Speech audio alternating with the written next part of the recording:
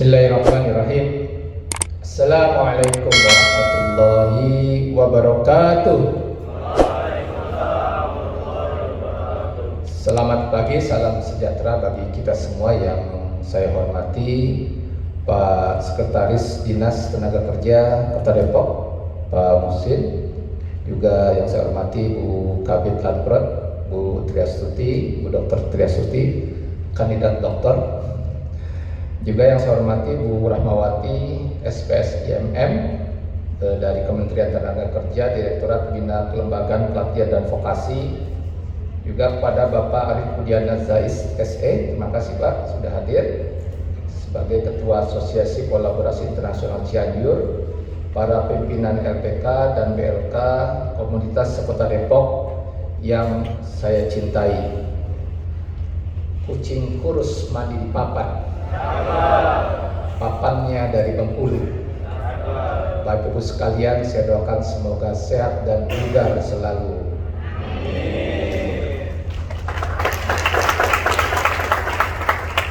Alhamdulillah, kita panjatkan puji syukur kita kehadirat Allah SWT yang pada hari ini kita dapat hadir bersama dalam acara pembukaan pembinaan lembaga pelatihan kerja Kota Depok di tahun 2024 yang diselenggarakan oleh Dinas Tenaga Kerja Kota Depok.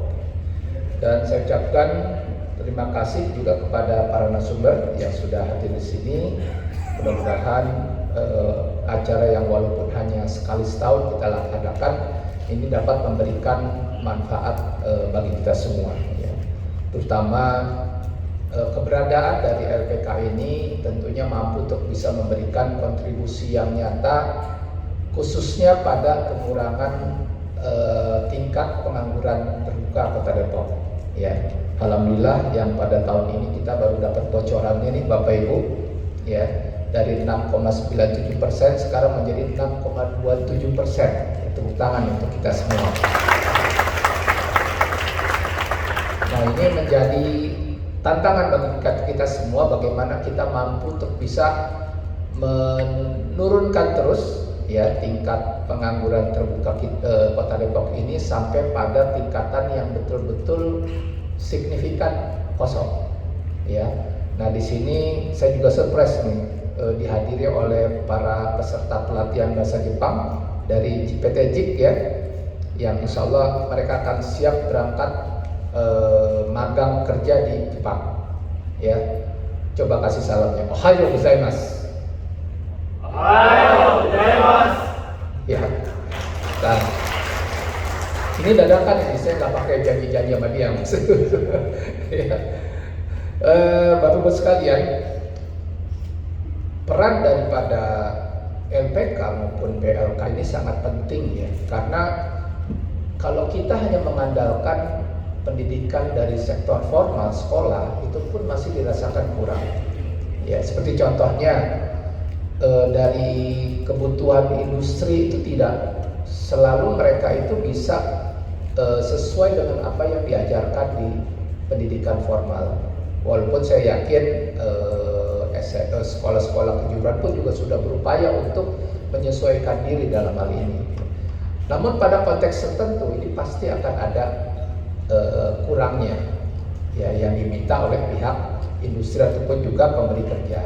Makanya di sini tentunya lembaga pelatihan kerja ini harus mampu untuk bisa bagaimana menyediakan keterampilan-keterampilan yang memang dibutuhkan dalam situasi kondisi yang sekarang ini kita sebut dengan VUCA.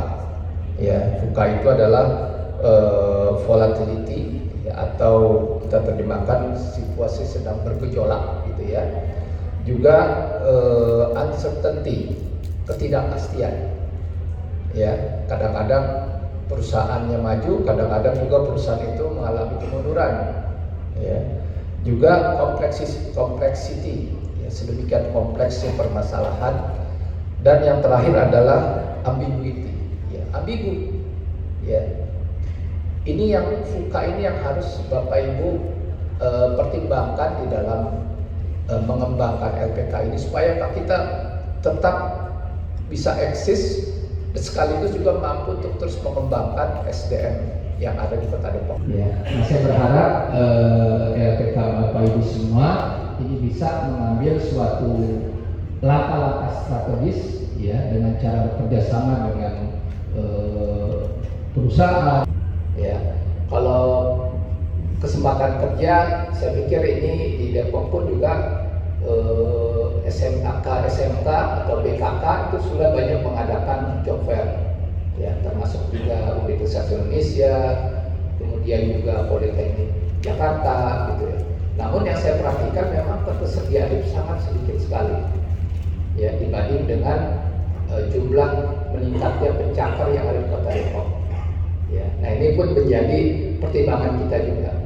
Ya, di sisi lain Bapak Ibu sekalian, kita ini menuju 2045 itu akan menghadapi yang namanya bonus demografi.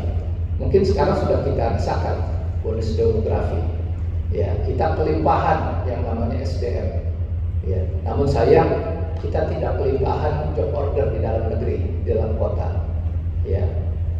Namun di sisi lain, itu negara-negara lain banyak mengalami aging population, yaitu masyarakat yang semakin banyak proporsinya orang-orang yang lansia. Ya, contohnya Jepang. Ya, Jepang itu untuk mengurus orang-orang lansia itu nggak ada stoknya, stok SDM-nya nggak ada di Jepang. Makanya mereka terus meminta kepada kita caregiver dari Indonesia dan negara lainnya. Dan begitu juga untuk bidang-bidang lainnya. Ya, baik itu di Jepang, di Korea untuk otomotifnya, di Taiwan, kemudian juga di negara-negara Timur Tengah, ya itu lebih jauh terbuka lebar peluang untuk mendapatkan pekerjaan, sehingga disinilah peran dari LPK untuk bisa bagaimana menjembatani ya SDM kita untuk bisa berkarir di luar negeri. Saya pernah diundang oleh kementerian waktu itu, ya saya lupa acaranya di mana, di Sahid, Hotel Sahid kalau nggak salah. Itu disampaikan bahwasanya ada 2.200.000 job order yang tidak terpenuhi oleh Indonesia tahun 2023. Ya, padahal pengangguran Kota Depok tahun itu 76.000. Kalau kita berangkatkan semua, saya rasa tuh nggak ada lagi pengangguran gitu. Ya, walaupun tidak semudah itu gitu. Ya, nah ini sangat besar sekali. Ya, silakan saja nanti Bapak Ibu untuk mulai mengembangkan ya potensi-potensi ini yang nanti akan dilengkapi ya dengan LPK Bapak Ibu sekalian.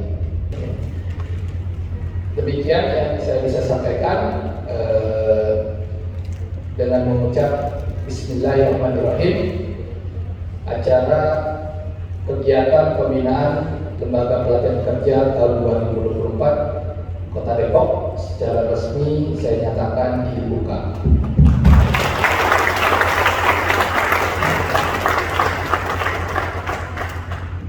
Pagi cerah, burung bernyanyi silih berganti, menyambut hari penuh harapan.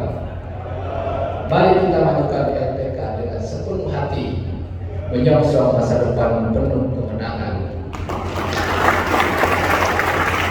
Matahari terbit menyinari hutan, bunganya bermekaran harum baunya. LPK Kota Depok harus terus berjalan